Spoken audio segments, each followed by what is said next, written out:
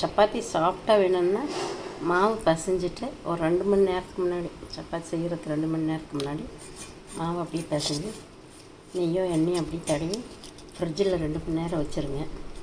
அப்புறம் எடுத்து சப்பாத்தி தேய்ச்சோன்னா சப்பாத்தி ரொம்ப சாஃப்டாக நல்லா சூப்பராக இருக்குது. செஞ்சு பாருங்கள்.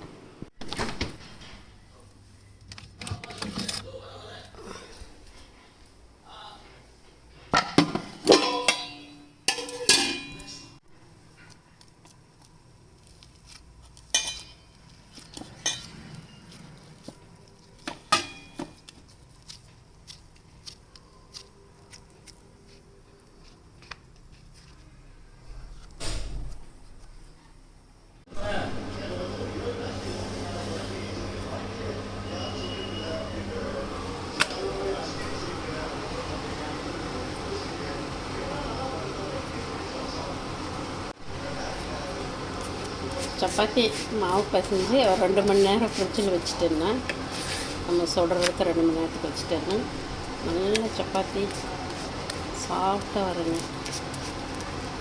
நல்லா உப்பி சாஃப்டாக வரும் பாருங்கள். அப்படி நல்லா உப்பிட்டு வருது.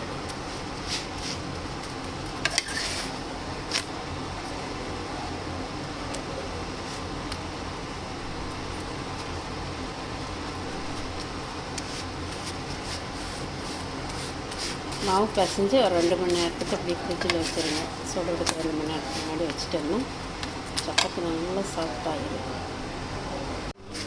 பாருங்கள், சப்பாத்தி நல்லா சாஃப்டாக இருக்குது. சப்பாத்தி